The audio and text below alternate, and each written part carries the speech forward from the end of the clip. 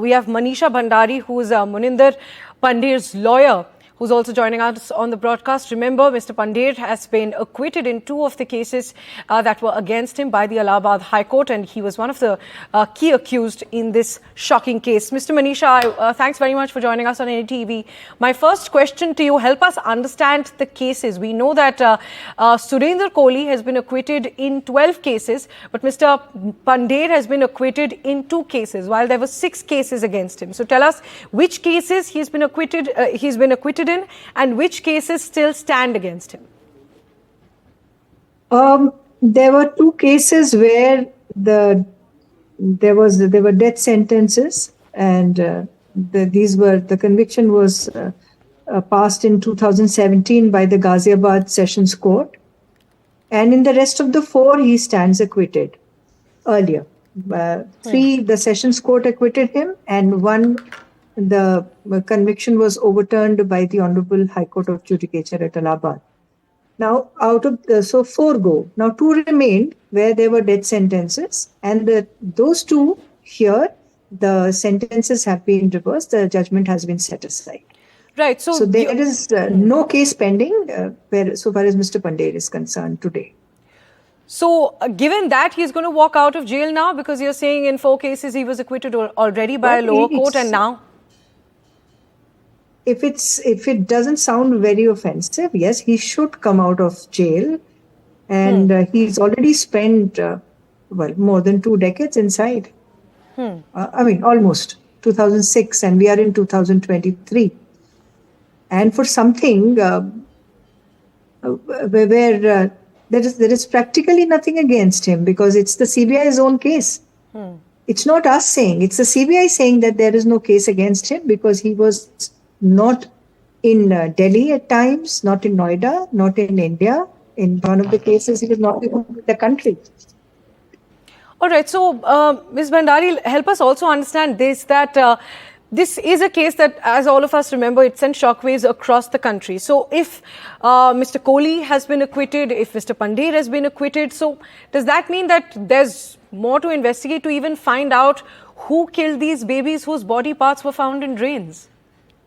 You are absolutely right to say that, I was just reading, no one killed women and children. It's not like that. It should have been someone did kill the women and children. But who? You can't take a shortcut and a bypass to make sure that, you close a case where no one is, especially the people you hold responsible, and have no concern with it. It's seriously depressing. Think of a man who simply his fault was that he owned the house and it was his servant.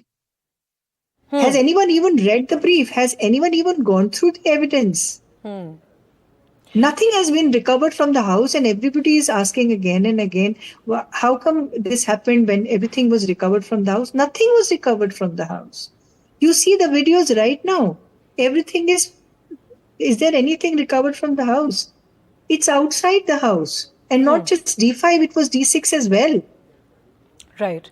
I want to get back to that point you made about evidence.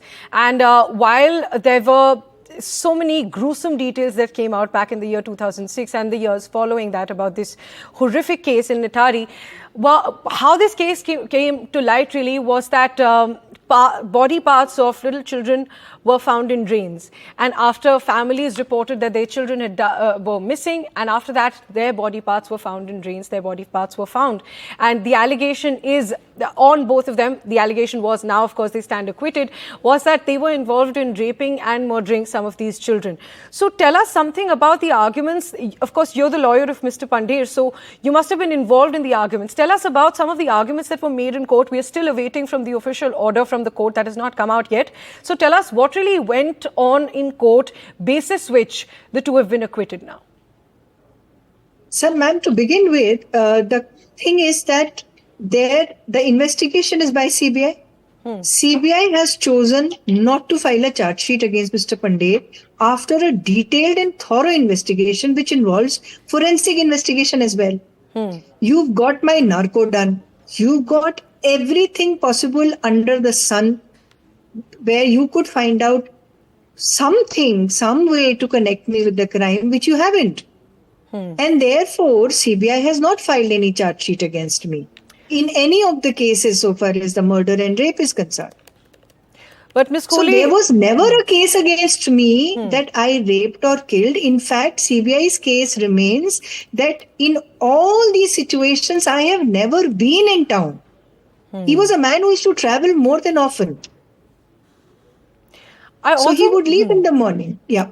I want to ask you this as well, because you mentioned the CBI. Of course, the CBI has filed multiple cases, 19 cases in these killings. So the CBI is now saying that they're going to challenge this acquittal in the Supreme Court. So what's next for Surinder Koli and Mr. Pandher as well? That's 17 years. Now they've been acquitted by the Allahabad High Court, but the fight doesn't end here for both the families of who lost their kids, because they are still awaiting answers. Now that they've been acquitted, the families are still awaiting answers. For them, it's been a long wait and a long heartbreaking break. But now the CBI is saying that they are going to challenge these acquittals in the Supreme Court. So what's going to be your take on that from here on?